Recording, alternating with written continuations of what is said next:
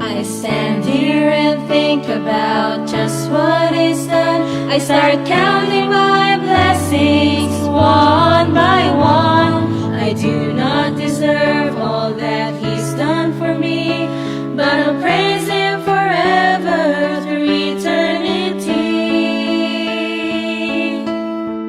I am amazed that He'd take the time to give me such blessings and fill up my life. God is so good, I cannot express how thankful I am. I am so blessed.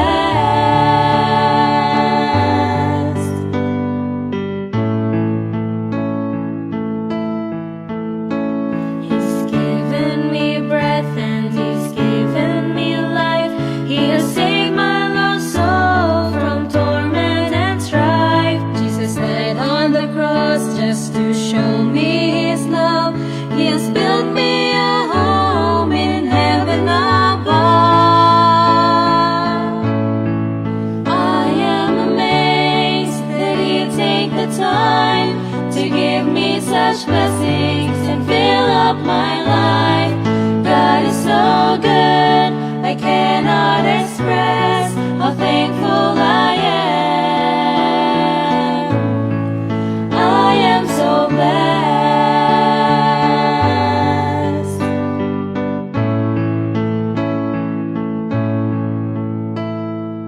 Often I stumble as I journey this way, but His mercies are new every day.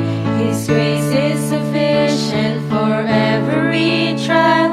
He amazes me more and more every mile. I am amazed that He'd take the time to give me such blessings and fill up my life. God is so good, I cannot express how thankful I am. I am so blessed. I am amazed that He'd take the time to give me such blessings and fill up my life. God is so good, I cannot express how thankful I am. I am so blessed.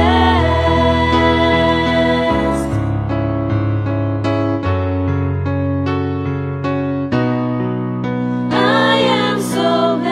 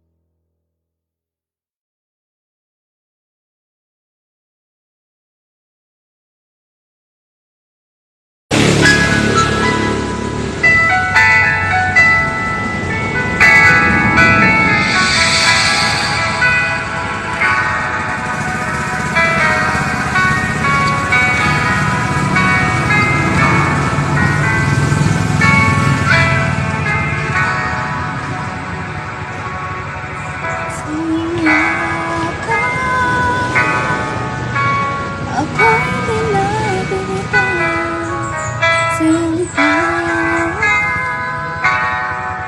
Laman ng puso ko ikaw. Ano nga bang nakita mo na sa akin ang inais mo? Di ko akalain na ako ang pinili mo. Kahit sa madilim kong daan, tinawag ang aking pangalan. Hinangkin ang kasalanan ko. Kahit may kailangan sa iyong yakap, ako'y di na bibitaw sa iyong tawag. Laman ng puso ko ikaw. Ginawa mo ang lahat kahit di man ako tapat. Pag-ibig ko sa akin ay sapat. Habang nakita mo na sa akin ay ninais mo, di ko akalain na ako ang pinili mo. Kahit sa madilim kong daan, tinawag ang aking pangalan. Hinangkin ang kasalanan ko. Kahit may kailangan sa iyong yakap, ako'y di na bibitaw sa iyong tawag. Laman ng puso ko ikaw. Ginawa mo ang lahat kahit di man ako sapat. Pag-ibig mo sa akin ay sapat. Iyong yakap, ako'y di na bibitaw sa iyong tawag. Laman ng puso ko ikaw. Ginawa mo ang lahat kahit di man ako tapat. Pag-ibig mo sa akin ay sapat.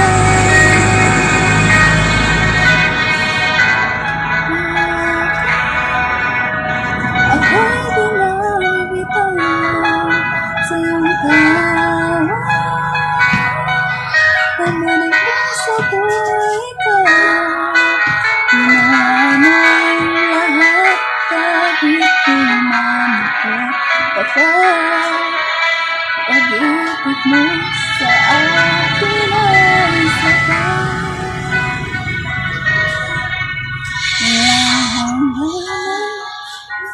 Walang hangganan. Ngayon, bukas at magpakailanman. Aking kasalanan, tinapos at tinawaran. Nakita mo iyong katayangan.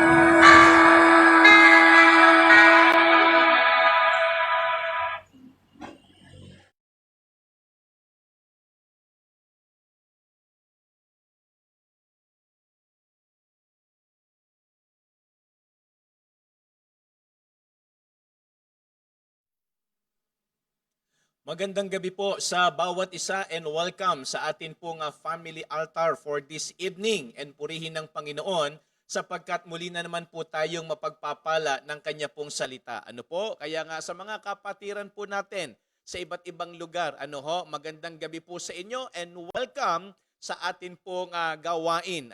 Tayo po ay nagpapasalamat sa Panginoon sapagkat alam ko po na sa tuwing meron family altar, ang Diyos po ay meron pong ginagawa. Bakit po? Kasi tayo po ay nag-aaral ng salita ng Diyos. And then, matapos po yon, tayo po ay nananalangin. Kaya nga, malaki po ang posibilidad na ang Panginoon ay kumilos po sa ating mga buhay.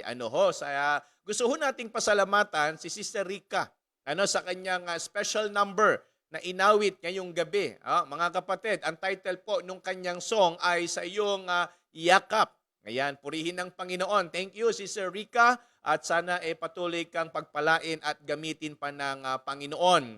Well, tayo po ay mag-aaral na ng salita ng Diyos. Pero bago po yan, mga kapatid, gusto ko lang po munang banggitin yung mga kapatiran nating nandiyan na at naka-join na po sa atin. Tulad po nila Brother Leo. Nandyan si Brother Leo, maging si Mary Jane, Mimi Aranwes sa Singapore. At yung tita ni Gracel, si Bika Sandaga. Dito po yan sa may Bagong Baryo.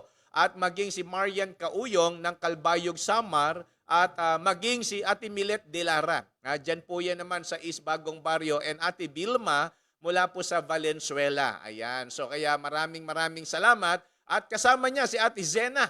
Tama ba ako? Tsaka si Preacher Christian. Diyan po sa East Bagong Baryo. Ayan. Maraming salamat.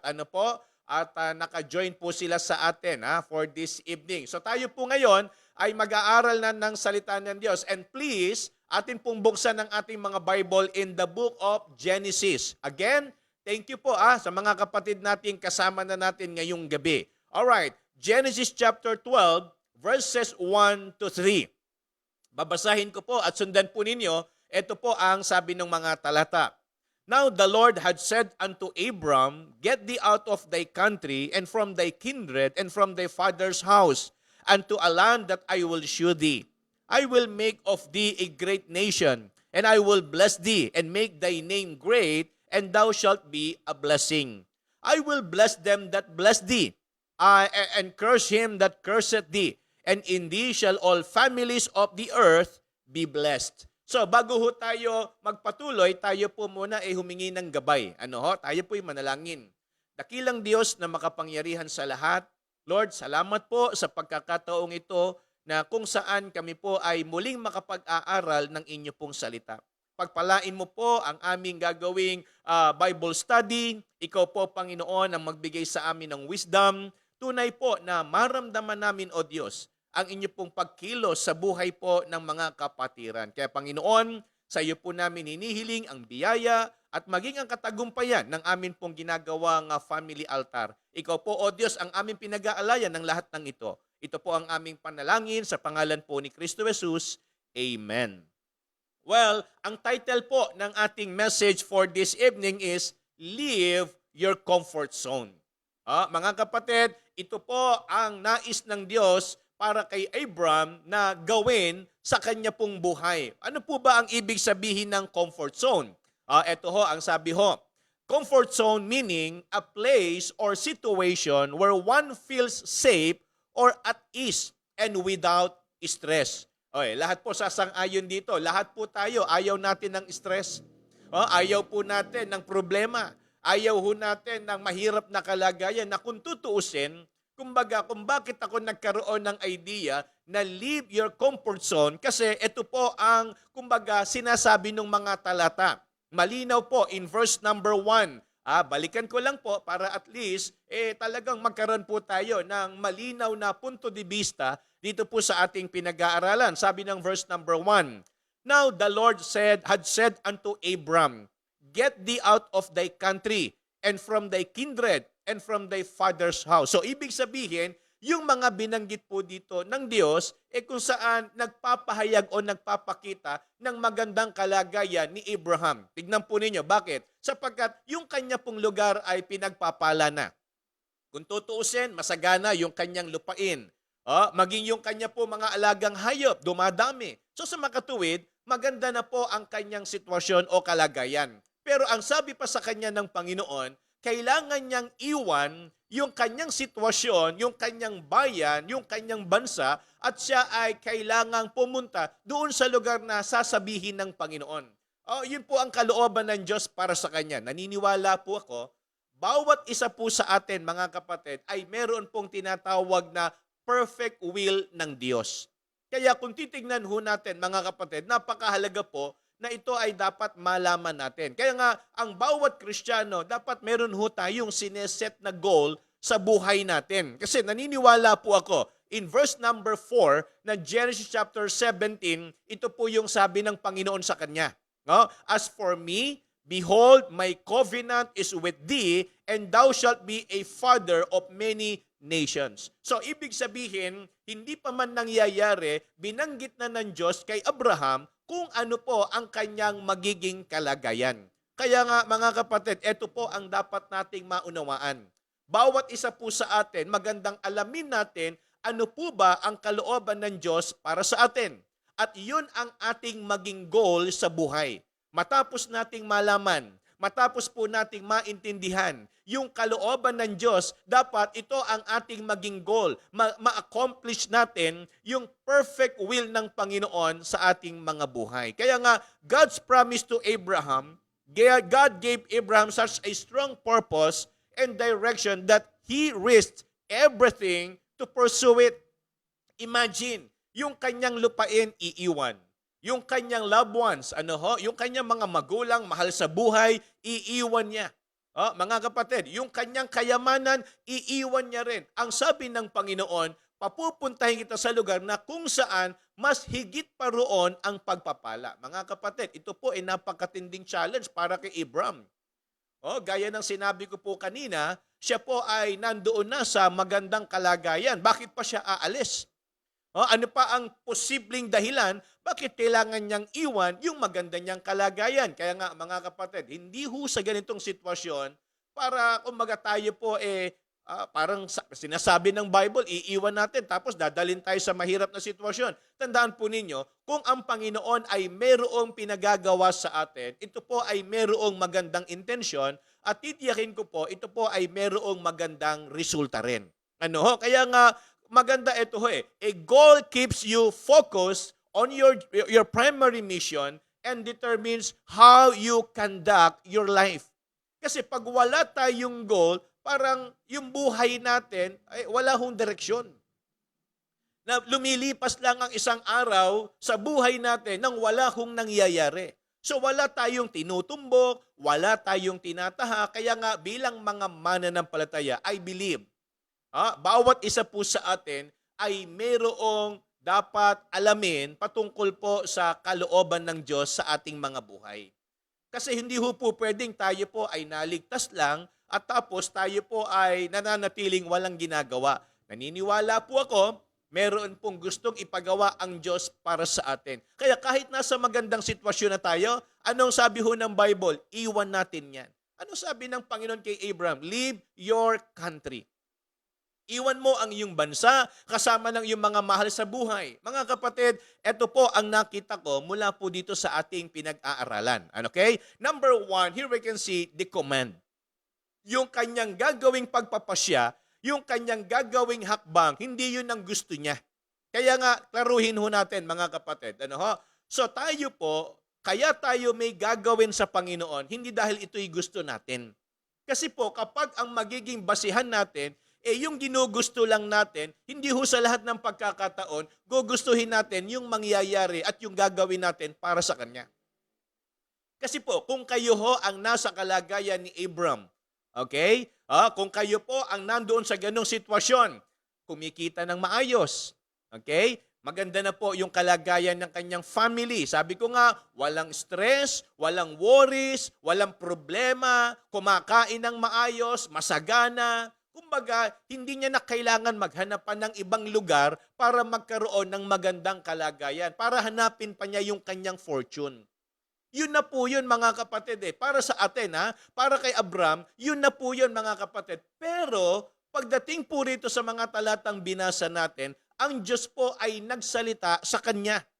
In verse number 1, malinaw po, sabi ng Bible, now the Lord had said unto Abram, get thee out of thy country. So ang nakita ko po rito, kaya niya kailangan gawin ito dahil hindi ito yung gusto niya, kundi ito yung sinasabi at utos ng Diyos. Alam niyo mga kapatid, ito po ang dapat maging basis natin. Kapag tayo po ay merong gagawin para sa Panginoon. Hindi ho dapat ito yung ating gusto, hindi po dapat ito yung kumbaga komportable sa atin. Kasi uulitin ko po, kapag ganon ang ating basis ng pagsunod at paglilingkod, marami po sa atin mawawala sa gawain. Bakit? Kasi po, may mga pagkakataon na yung ating gagawin, talagang tayo po ay susuong sa matinding challenge ng buhay.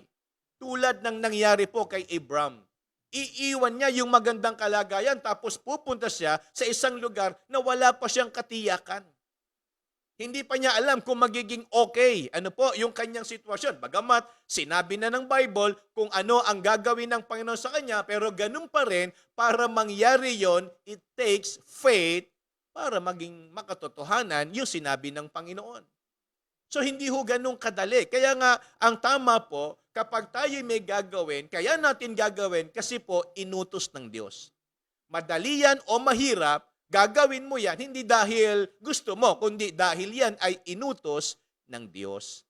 Kaya nga mga kapatid, ito po ang maging, kumbaga, basihan natin. Sabi po ng verse number 4 ng Genesis chapter 17, malinaw po, as for me, behold, my covenant is with thee, and thou shalt be a father of many nations. Tandaan po ninyo, sabi ng Panginoon sa kanya, nasa iyo ang covenant.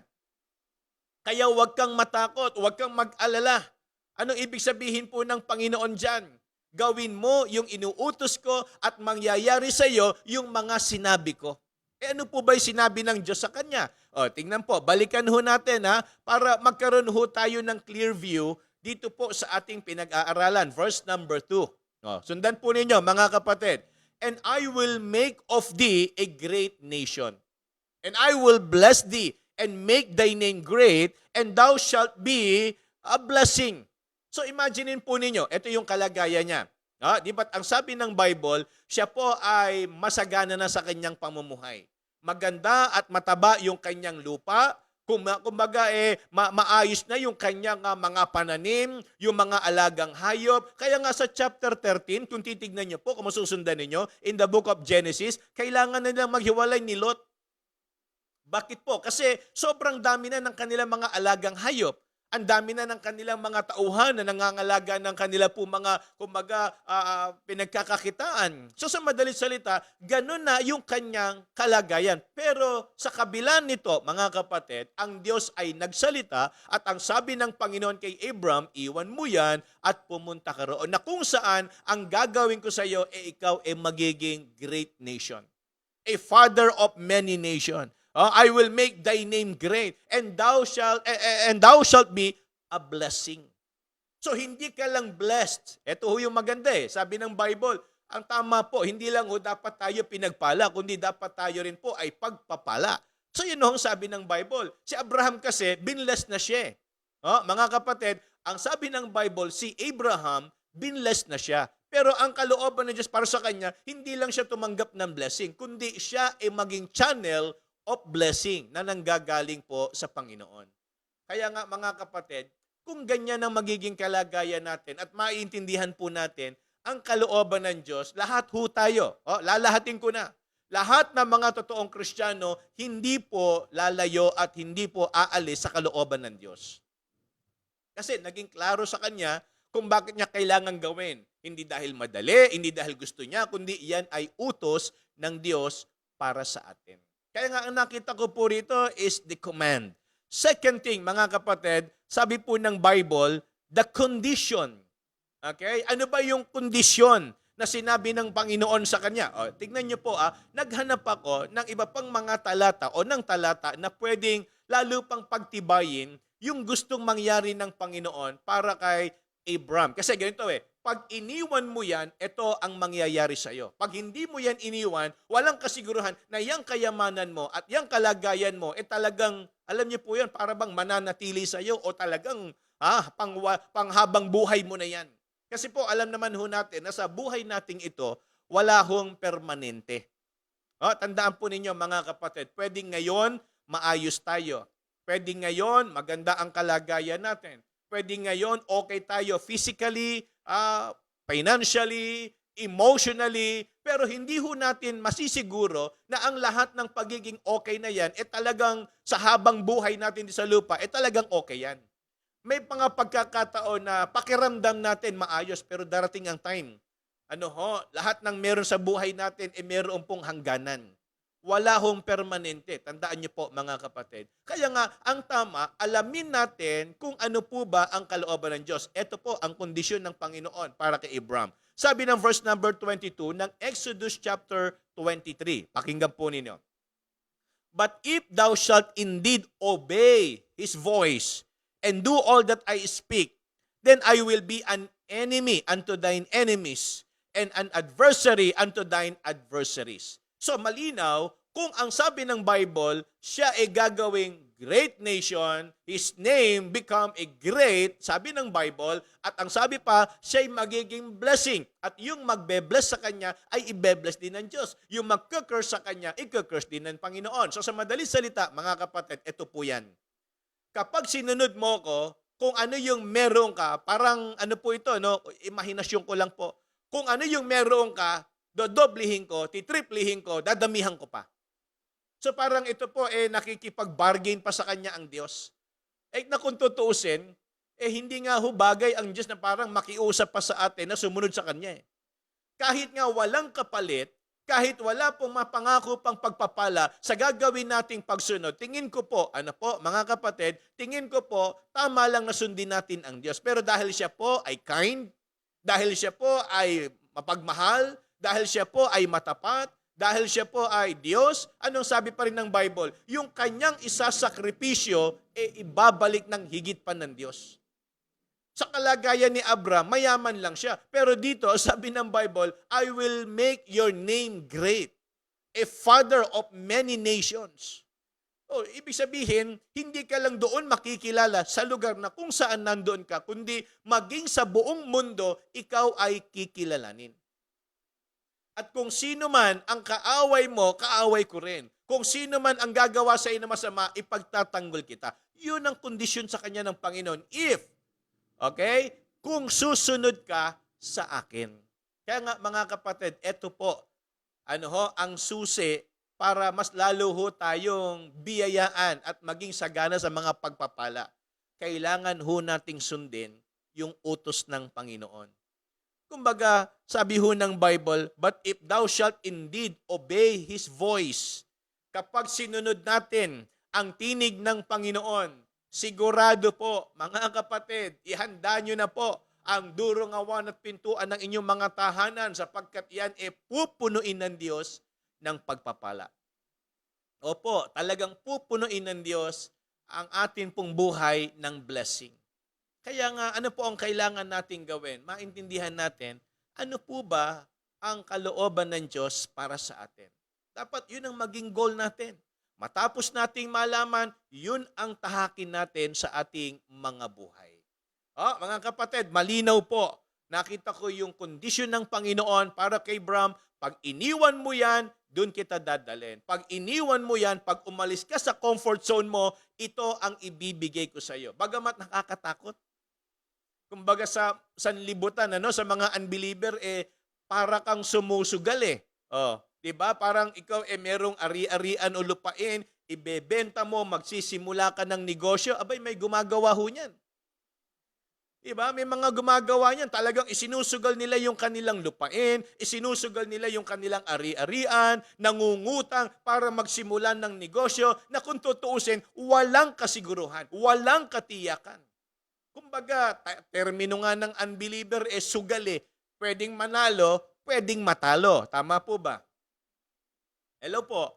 Okay? Pero sa Panginoon, walang katalo-talo. Maniwala po kayo, mga kapatid. Kapag ikaw ay sumunod sa Panginoon, kapag ikaw ay nagtiwala sa kanyang mga salita, sisiguraduhin ko po, sabi ng Bible, ikaw ay pagpapalain. Sabi ko nga, sa mundo, ang daming sumusugal kahit may talo. Bakit hindi natin subukan? Bakit natin subukan ang Panginoon? Para makita natin kung talagang ano ang gagawin ng Diyos kapag humakbang tayo sa sinasabi ng Panginoon. Ang linaw ng offer ng Diyos kay Abraham. Iwan mo yan, pumunta ka rito, at lahat ng meron ka, huwag mong dalhin, bibigyan kita ng ganitong pagpapala. So alam niya nga kapatid, tayo rin po, yan din ang alok sa atin ng Panginoon. Kung matututo lang ho tayong sumunod, kung matututo lang ho tayo na magtiwala sa kanyang mga salita, mga kapatid, maniwala po kayo, uulan ng pagpapala. mabubusog tayo, iingatan tayo, ipoprovide ng Diyos mga pangangailangan natin. Pero, kailangan po natin siyang pagtiwalaan, kailangan po natin siyang sundin. Ano po? So, yan ho yung pangalawang bagay. And pangatlo, nakita ko po, the compensation. Sa iniwan ni Abram na lupain, sa iniwan niyang mga mahal niya sa buhay, mga kapatid, ito ho yung sinabi ho ng Bible sa Genesis chapter 27 and verse number 29. Pakinggan po ninyo. Let people serve thee, and nations bow down to thee. Be Lord over thy brethren, and let thy mother's sons bow down to thee. Cursed be everyone that curseth thee, and blessed be that blesseth thee. So tingnan po ninyo ang sabi ng Bible, kapalit ng kanyang iniwan, ito po ang naging sukli.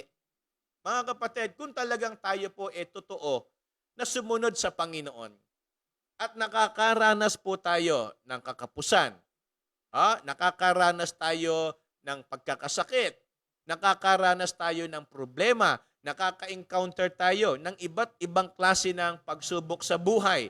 So ano na ngayon ang iisipin natin? Mali ang ating ginawang desisyon. Pakinggan po ninyo. Kapag tayo po ay nakaka-experience, ng kahirapan, pagkakasakit, kakapusan, at iba't ibang uri ng problema, malamang ito po ang maiisip natin. Parang mali yung ginawa kong desisyon na nandito ako ngayon sa gawain ng Panginoon kasi ganito ang nangyayari. To tell you honestly, bilang mga tinawag ng Panginoon, dumating din po yan sa buhay ko noon. Na parang ang pakiramdam ko, bakit hindi ako naiintindihan ng mga magulang ko? Bakit ang tingin ng mga kapatid ko parang mali yung aking ginawa, parang kamangmangan. Sa termino pa nga nila, medyo pangit at masakit yung salitang sinabi nila. Para kang, nasisiraan, hindi ka nag-iisip, nagpasya ka ng ganyan. So, ang tingin nila kasi sa ating ginagawa, mali. Ngayon, kung mali ito, hindi sila matutuwa at gagawa sila ng kapasyahan o hakbang para ikaw na nasa gawain, maramdaman mo at patunayan nila na mali ka at tama sila. Siyempre, gagawa sila ng mga paraan para mahirapan ka, hindi maging okay yung sitwasyon mo. Yan naman talaga ang pananaw ng dyablo Kaya ginagamit niya yung mga tao sa paligid natin, kaya ginagamit niya yung sitwasyon na meron tayo para tayong nakarinig ng salita ng Panginoon, para tayong tinuruan ng mensahe ng Diyos, huwag magtiwala sa sinasabi ng Panginoon. Makinig tayo sa nangyayari sa ating sitwasyon. Parang ganito huwag kang makinig sa sinabi ng Panginoon. Pakiramdaman mo yung nagiging sitwasyon mo. Hindi lahat ng hirap na nararanasan natin, mga kapatid, senyalis yan na tayo po nagkamaling lumapit sa Panginoon. Baka iniisip ng iba, nung kailan ako nagpasyang maglingkod sa Panginoon, tsaka nagkawindang-windang ang buhay ko, tama ba tong desisyon ko? Alam nyo hindi tayo all-knowing. Ang all-knowing ang Diyos. Paano kung bago ka pa magpasya na pumunta talaga sa Panginoon, darating na pala yan? Halimbawa lang, pag yan ba kumbaga, nangyari sa iyo nang wala ka sa Panginoon, anong iisipin mo? Dapat pala nag-forward na ako. Dapat pala nag-surrender na ako ng buhay sa Panginoon. Kung alam ko lang, mangyayari pala sa akin ito. Walang ganun. Opo, walang ganun. Pero merong ganito. Pag nag-forward ka sa Panginoon at nagka-problema, nagkaka-doubt ka sa calling. Nagkaka-doubt ka sa obedience mo. Nagkakaroon ka ng doubt sa sinasabi ng Panginoon. Nakukuha nyo mga kapatid. So parang hindi tama. Kaya nga, kung meron tayong nararanasan, na challenge sa buhay natin, despite ng ating ginawang pagsunod sa Panginoon, mga kapatid, pakinggan po ninyo, hindi ba't iyan nangyari din kay Abram? Opo, nangyari kay Abram. Bago niya narating, yung ganung pangako ng Diyos, samot sa haring pagsubok, yung kanya pong kiniharap. Sinalens pa siya ng Diyos. Kilala niyo ba si Isaac? Kung kilala niyo si Isaac, ano po ang utos ng Diyos kay Abram para subukin siya? I-offer mo sa akin yan sa Mount Moriah. Tama po, mga kapatid? Naintindihan niyo po ba yung ating pinag-aaralan? Anong sabi ng Bible? Hindi naman nung sinabi sa kanya ng Panginoon na pagpapalain kita, Abram, Gagawin kitang dakila, gagawin kitang mayaman, gagawin kitang ama ng lahat ng mga bansa. Hindi naman ho nangyari yun pagdating sa chapter 13. Hindi ho nangyari yun sa chapter 14. Napakahaba pa ng proseso. Ang dami pa niyang pinagdaanan sa kanyang buhay. So kung tutusin, pwede nga siyang tumalikod doon sa sinabi ng Panginoon sa kanya. Pwede niyang sabihin sa Panginoon, Panginoon, hindi totoo yung sinabi mo, nahihirapan ako ngayon. So tayo rin, ganun din. Tayo rin po, ganun din. Hindi ba't nung tayo'y nakarinig ng salita ng Diyos, sumunod tayo. Eto ngayon ang Diablo, pilit tayong hinahatak pabalik. So ang ngayon ang gagawin natin, dahil yun ang ginagawa ng Diablo, nagdududa na tayo ngayon sa sinasabi ng Diyos. Nagdududa na tayo ngayon sa kalooban ng Panginoon. Kung tama ba yung ating ginawang pagpapasya na dininig natin ang sinabi ng Panginoon, sinunod natin yung kanyang utos. Tama ba ito? Ayan na po, diyan na gumagawa ang kaaway. Naintindihan po ninyo? Kaya nga mga kapatid, mahalaga po na makita natin ano ba ang kalooban ng Diyos para sa atin. And look at the compensation. Sabi ng Bible, hindi ba matindi itong sinabi ng verse number 29? Be Lord over thy brethren, and let thy mother's son bow down to thee. Hindi lang ito usapin ng pera, hindi lang ito usapin ng lupain, hindi lang ito usapin ng kayamanan. Kayang triplihin, 10 ulit pa, kayang ibigay ng Diyos kay Abraham yung lahat ng meron siya. Pero ito po, hindi kayang ibahin ito ng pera. Hindi to kayang ibigay sa kanya ng kayamanan. Tanging ang Diyos lang ang pwedeng gumawa nito kay Abraham. Porkit mayaman na ba siya, magiging father of many nations na siya? Porkit mayaman na siya, magiging great na yung kanyang name? No, ang Diyos ang gagawa nito. Porkit mayaman siya, magiging Lord na siya sa kanyang mga kapatid at kanyang mga mahal sa buhay? Hindi pwedeng mangyari yon. Diyos ang makakagawa nun, mga kapatid. Kaya nga, kung meron man tayong gagawing sakripisyo, at sabi ng Panginoon, iwan mo yung kalagayan mo, sumunod ka sa akin, tingin ko po, mga kapatid, huwag na tayo magdalawang isip pa. Alam nyo, pagdating sa bagong tipan, hindi ba't nung siya itumawag ng mga alagad? Yung mga tinawag ng Diyos, may iniwan din naman Kaya nga, naalala ko lang ngayon, nung itong si Pedro ay sumunod sa Panginoon, ang sabi ng Bible, iniwan niya ang lahat. Iniwan niya yung kanyang barko o bangka na pangingisda, yung kanyang lambat, yung kanyang mga kaibigan, yung mga mahal niya sa buhay, sumunod sa Panginoon. Kaya nga, ito nga ang tanong ni Pedro sa ating Panginoon Kristo iniwan namin ang lahat. So what we have therefore? Matapos namin isakripisyo ang lahat, ano ngayon ang meron sa amin? Di ba normal na ang tao ay mag-isip na kapag tayo po'y hahakbang at meron tayong sasakripisyo, ang lagi nating isipin, ano ang magiging kapalit nito? Ulitin ko po, kapag yan para sa Diyos, tandaan po nyo ito, hindi po yan masasayang. Kapag yan para sa Panginoon, hindi po yan mababaliwala. Kung ano man yan o magkano man yan, titiyakin ko po sa inyo, kayang ibalik yan ng higit pa sa 10 ulit. Sabi nga ng Bible, 100 folds. Imaginin po ninyo, ganong karami kayang ibigay ng Panginoon. Kaya nga, maganda alamin natin. Yung talagang perfect will ng Diyos para sa atin. Baka meron tayong kailangang bitawan. Baka kailangan nating iwan yan at sumunod tayo sa gusto ng Panginoon para po sa atin. Kaya nga para po sa ating paglulundo, sabi po ng Genesis chapter 12 verse number 4, ito yung ating passage, sabi po rito, so Abram departed as the Lord had spoken unto him. And Lot went with him, and Abram was 75 years old when he departed out of Haran. Binilang ko, sabi ko, ilang taon na si Abram dito? 75 years old. Ewan ko po, siyempre, iba naman yung edad noon, nung panahon nila, kesa sa edad natin ngayon. Pero ganun pa man, hindi ho na siya bata. Kumbaga, meron na siyang pamilya, meron na siyang may mahal na siya sa buhay. So sa madaling salita, ang sabi ng Bible, nung ito'y sinabi ng Diyos kay Abram, the Bible says, so Abram departed as the Lord had spoken to him. Yun ang magandang ginawa ni Abram. Nung sinabi ng Panginoon, sinunod niya. Tayo rin ako naniniwala. Kahit nga ngayong gabi, alam ko, nangungusap ang Diyos sa atin, maganda pansinin natin, pakinggan natin. Ano ba ang gusto ng Panginoon? na gawin natin? Ano ba ang gusto ng Panginoon na puntahan natin o unahin natin? Kung may kailangan sakripisyo, huwag tayong magdalawang isip. Huwag tayong mag-alinlangan. Diyos ang nagsasalita sa atin. Kaya nga mga kapatid, sana po sa ating naging pag-aaral ngayong gabi, tunay po na tayo ay natuto at napagpala ng salita po ng Diyos. Manalangin po tayo.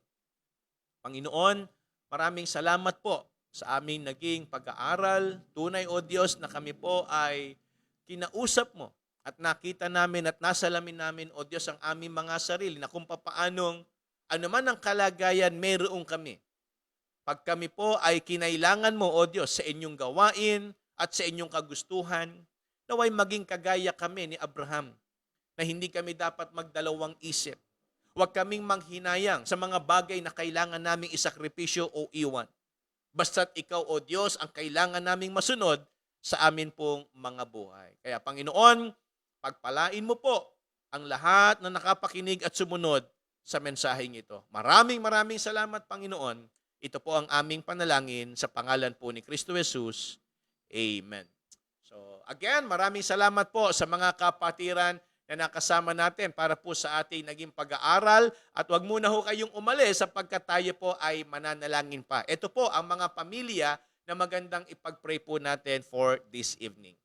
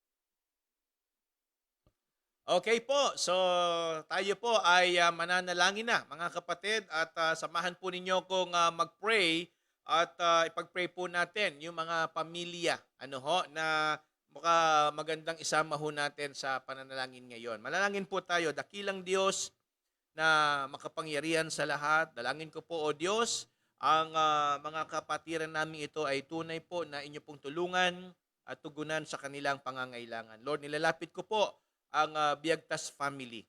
Ikaw po ang gumawa sa kanila po mga buhay. Tunay po, Panginoon, na inyo pong bigyan ng kalakasan ng katawan, si Ninang Flor, si Ninong As. Ikaw po, Panginoon, ang patuloy na gumawa sa kanila pong mga buhay. Ikaw po ang nakakakita, O Diyos, ng kanilang pangangailangan. Tunay po na inyo rin pagpalain ang kanila pong tindahan. Ikaw rin po ang mag-provide ng kanilang needs every day, O God. Lord, ang kanilang mga anak, ang kanilang mga apo, dalangin ko rin po, Panginoon, na ikaw ang gumawa sa kanilang mga buhay. Kay Jason, kay Mac, sa kanyang family, kay Preacher Carlo, at kay Ana, kay Vanessa. Ang prayer ko, Panginoon, sa buong pamilyang ito, patuloy mo po silang tulungan. Bigyan mo ng kalakasan ng katawan, lalo na po si Picture Carlo sa kanyang mga ginagawa para sa ministry. Lagi mo siyang gabayan sa kanya po mga pinupuntahang lugar, sa kanya mga pagmamaneho. Tunay, Panginoon, na ikaw po ang magbigay sa kanya ng patnubay. Dalangin ko po, Panginoon, ang pamilya naman nila Ninang Alice, ang Nalaunan family. Ikaw po, Panginoon, ang patuloy bigay ng kalusugan ng kanya pong katawan. Pagpalain mo po si Ninang Alice. Ang kanyang tindahan, i-bless mo rin, Panginoon. Tunay po na palagi mo siyang palakasin. Tunay, Panginoon, na ikaw rin ang mag-provide ng kanyang pang-araw-araw na kailangan. Maging kay Gilbert, kay Gaisel Ann. Lord, ang prayer ko po, lagi mo silang patnubayan sa kanila pong mga ginagawa at sa kanilang mga lugar. Lord, dalangin ko rin po ang Libunaw family. Ikaw ang gumawa kay Derek, kay Sister Jisan, kay Ken. Alam ko po, Panginoon, na nakikita mo ang kanilang situation. Bagamat alam ko po, Panginoon, na mahirap para sa kanila na sila'y magkalayo. Pero alam ko, Panginoon, meron ka pa rin gagawin at patuloy ka magpo-provide ng kanilang mga pangangailangan. Bigyan mo ng karunungan si Ken sa kanyang pag-aaral, patuloy na kalusugan, Panginoon. Gumawa ka po sa pamilya nila Ninang Alice at sa Libunaw at sa Biado family, kay Lenlen at maging kay Kimiko. Ang prayer ko po, Panginoon, patuloy mo rin silang katagpuin. Lord, ikaw rin po ang hinihilingan namin para sa Baculpo family. Ikaw ang gumawa sa buhay ni Pastor Chris. Ingatan mo siya palagi, Panginoon. Patuloy mo siyang bigyan ng kalakasan ng katawan, kagalingan, sa kanya po mga iniindang karamdaman, Panginoon. Ikaw rin pong mag-provide ng kanilang needs, lalo na po sa situation nila ngayon. Kay Sister Jen, sa kanya po mga kapatid, lalo na po, Panginoon, sa kanilang mga pangangailangan. Lord, ikaw po ang mag-provide. Tulungan mo po sila, Panginoon. At i-comfort mo po ang family ng Sister Jen sa pagkawala ng kanilang kuya, ng kanilang kapatid, Panginoon. Dalangin ko po ang patuloy na paggawa mo sa kanilang mga buhay. Maging kay Kit, Lord, wisdom, strength, at ikaw rin po, Panginoon, ang patuloy na magpalago ng kanyang pananampalataya. Gumawa ka po sa kanilang mga buhay, O Diyos. At dalangin ko rin po si Nanay Denden, good health, protection, provision for daily needs, O God. Tulungan mo po at patuloy mo siyang biyayaan ng maayos at malusog na pangangatawan, Panginoon. Dalangin ko po ang paggawa mo sa buhay ni Nanay Denden. Tulungan mo po siya, Panginoon. Lord, nilalapit ko rin po sa inyo ang Bautista family. Ikaw ang gumawa kay Kuya Ronald, kay Ate Ludi, at maging kay John Michael, kay Clarence, kay Jack. Nawa, Panginoon, ikaw po ang magbigay sa kanila ng pangangailangan. Tulungan mo po sila sa kanilang pang-araw-araw na needs. At ingatan mo rin sila, Panginoon, sa kanila po mga ginagawa. Lord, dalangin ko rin po ang Lacuna family. Ikaw po ang gumawa kay Deacon Ronald, kay Ninang Ana, maging kay Brother Sam, kay Paul, kay Aaron. Gabayan mo po sila, Panginoon. Tunay na ikaw po ang gumawa sa kanila pong mga buhay. Patnubayan mo si Deacon sa kanya pong pagtatrabaho. Pang-araw-araw na kalakasan, pag-iingat, Panginoon, ang igawad mo po sa kanya. Maging si Ninang Ana, patuloy po siyang palakasin, patuloy mo siyang biyayaan, Panginoon, ng malusog na pangangatawan, i-provide mo yung kanilang needs, patuloy ka pong gumawa sa buhay ng bawat isa po sa kanila, Panginoon. Lord, dalangin ko rin po ang Balungayan at Herbolinga family. Ikaw po ang gumawa kay Sister Lani, maging kay Sander, kay Johnny Bell, kay Charmel. Lord, patuloy mo po silang katagpuin. Patuloy mo po silang paalalahanan, Panginoon. Maging kay Sister Joanne and Kiel. Lord, dalangin ko po ang patnubay mo sa Haddock family. Ikaw po, Panginoon, ang patuloy na mag-provide ng kanilang mga pangangailangan at patuloy pang kalaguan, O Diyos, sa kanila pong spiritual life. Lord, dalangin ko rin po ang pamilya Lacuna nila Ninang Kitten at ng pamilya nila Mahwell, O Diyos. Dalangin ko po ang patuloy mong paggawa sa buhay ni Ninang Kitten. Bigyan mo po siya ng strength, provide mo po yung kanyang needs, patuloy mo siyang bigyan ng kalakasan, at ikaw rin po, O Diyos, ang kumilos at humipo sa kanyang katawan. kung ano man po yung kanyang nararamdaman, sana'y inyo po itong pagalingin at ikaw po, O Diyos, ang mag-provide ng kanilang kailangan. Maging kay Mawel, kay Sister Joanne, kay Ziggy. Lord, ang dalangin ko po sa pamilyang ito ay lagi mo po silang patnubayan. Lagi mo po silang paalalahanan, O Diyos, sa kanila pong mga buhay at tunay, O Diyos, na ikaw po ang gumawa sa kanila pong buong pamilya. Lord, nilalapit ko rin po ang pamilya nila Kuya Tony, ang Lacuna family. Ikaw rin po ang gumawa sa kanila dyan po sa Rizal. Maging si Ate Jean, kay Marvin, kay Kim, kay Kate, kay Karen. Ang kanilang buong pamilya, Panginoon. Lagi mo silang gabayan. Lagi mo po silang bantayan, Panginoon, sa kanilang ginagawa sa araw-araw. At tunay, O Diyos, na igawad mo po ang malusog na pangangatawan kay Kuya Tony, kay Ate Jean. Ikaw rin ang mag-provide ng kanilang needs. Maging kay Ate Lita Dumlao. Dalangin ko po, Panginoon, ang paggawa mo rin sa kanyang buhay. Lord, tulungan mo po siya. Lagi mo siyang paalalahanan ng inyo pong salita. Ikaw po ang mag-provide din ng kanyang mga pangangailangan, O Diyos. Lord, dalangin ko rin po ang Contreras family. Ikaw ang gumawa kay Ate Beron, sa kanyang mga anak, sa kanyang mga apo, sa buo nilang pamilya, Panginoon. Tunay po na inyo silang gabayan. Ikaw po, Panginoon, ang gumawa sa kanilang mga buhay. Lord, ingatan mo po ang pamilya nila Mark, at maging kay Jean, ikaw rin po ang gumawa, maging kay Grace. Lord, dalangin ko po ang patuloy na pagkilos mo sa buhay ni Ate Beron. Patuloy mo siyang tugunan sa kanyang pangangailangan, Panginoon. Lord, nilalapit ko rin po si Nanay Cristina Gueta. Ikaw rin po ang magpalakas sa kanya. Patuloy mo siyang bigyan, O Diyos, ng maayos na pangangatawan. I-provide mo yung kanilang needs sa kanilang bahay, sa kanilang pangangailangan sa araw-araw. Maging si Nanay Rosita Andres. Pagpalain mo rin po ang kanilang sambahayan. Ingatan mo rin po siya palagi. Palakasin mo siya, Panginoon. I-provide mo yung kanyang mga kailangan. Tulungan mo po sila, Panginoon, sa kanila pong mga pangangailangan, O Diyos. At ikaw rin po ang gumawa sa pamilya ni Sister Tintin Fernandez. Kay Jessie, kay Jesiah, kay Sister Tintin, patnubayan na po sila sa araw-araw, lalo na kay Jessie sa kanyang pagdadrive. Sana, Panginoon, lagi mo siyang patnubayan sa bawat biyahe na kanya pong gagawin. I-provide mo po ang kanilang mga pangangailangan, O Diyos. Maging kay Sister Tintin, patuloy mo silang palakasin. Lord, dalangin ko rin po ang mag-asawang Grace at Manlisis. Ikaw po, Panginoon, kay Wilson. Ikaw po, Panginoon, ang magbigay ng kalakasan ng katawan kay Wilson, kay Sister Grace. Lagi mo silang gabayan. At sa kanilang mga pagtatrabaho, Panginoon, tunay po na ang biyaya mo ang sumagana sa kanilang mga buhay.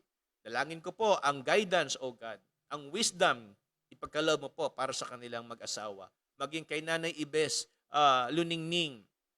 Ikaw po, Panginoon, ang magbigay din ng kalakasan ng katawan kay Nanay Luningning. Patuloy mo siyang gabayan, Panginoon. Patuloy mo siyang tulungan. Gabayan mo po siya dyan sa UK. Yung kanyang mga mahal sa buhay, Panginoon. Gumawa ka rin po sa kanilang mga puso, sa kanyang mga anak na nandito sa Pilipinas. Ikaw po, Panginoon, ang aming pong hinihilingan na tumulong sa kanilang mga sitwasyon at pangangailangan. Gumawa ka po sa buhay ni Nanay Luningning, sa kanyang paningin, sa kanyang kalusugan. Lord, i-bless mo po siya. Lagi mo siyang biyayaan ng kalakasan. Patuloy mo po siyang gamitin, Panginoon. Marami pang mga tao ang matulungan at mapagpala sa kanyang buhay. Kaya, O Diyos, dalangin ko po ang masaganang pagkilos mo at biyaya na ipapagkaloob para kay Nanay Luningning. Lord, dalangin ko rin po sa inyo ang pamilya Hekilio at Siasol. Ang pamilya ni Sister Mati. Lord, dalangin ko po na patuloy mo siyang ingatan, palakasin, bigyan ng maayos na kalusugan ng katawan sa kanyang mga ginagawa sa araw-araw. Lord, ang prayer ko rin po para sa kanyang anak na nasa Rojas, sa Rojas City, O Diyos.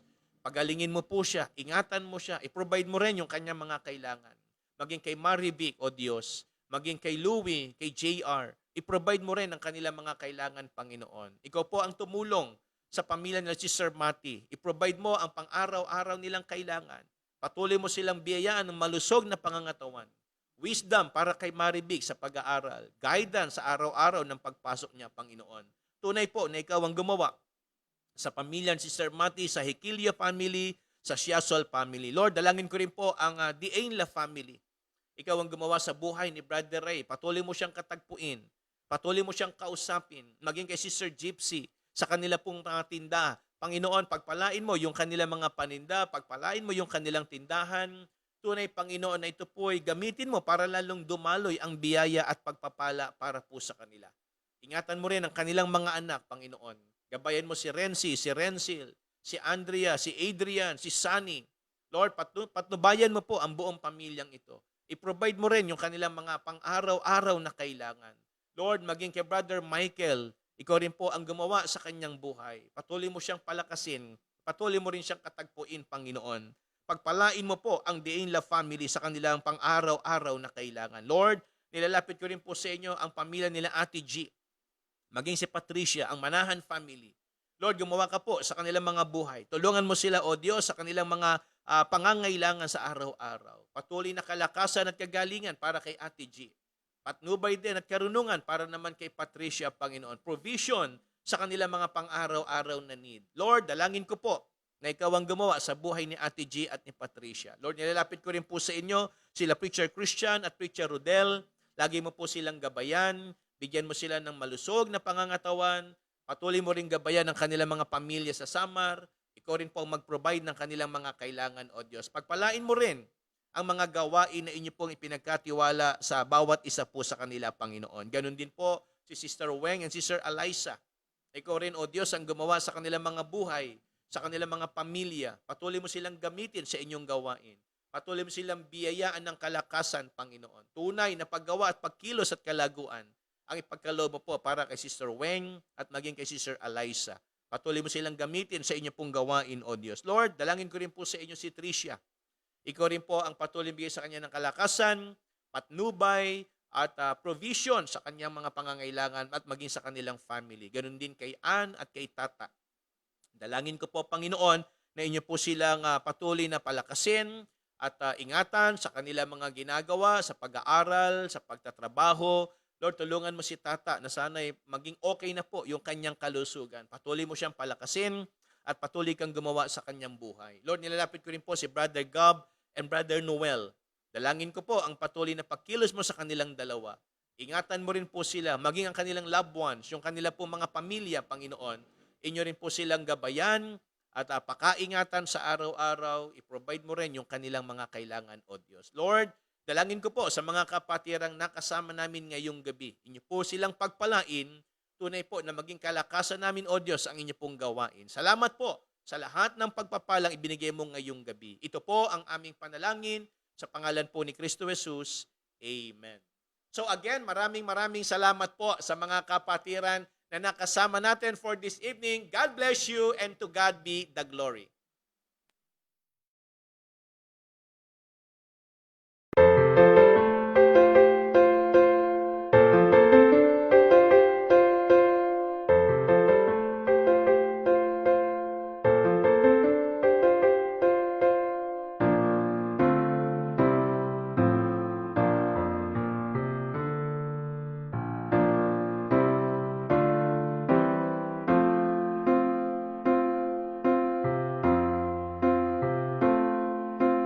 Lord, we pray for the lonely ones and the hurting ones, the ones who don't know what to say or how to pray.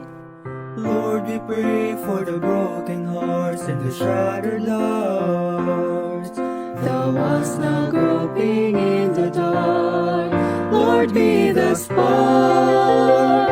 And so we pray, and so we pray for ways to be used by you. We want to serve, we want to serve, to be faithful, to be caring, to be true, to be faithful, to be caring, to be true.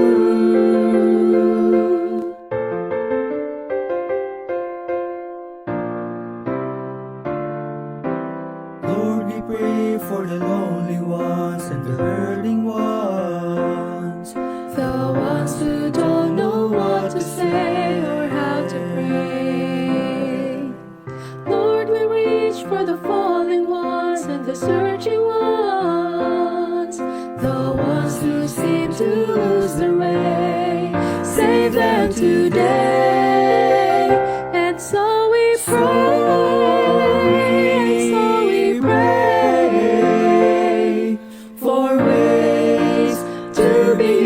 by you. We want to Lord, we want to serve, to be faithful, to be caring, to be true, to be faithful, to be caring. Lord, we pray, and so we pray for ways to be used by you. We want to serve.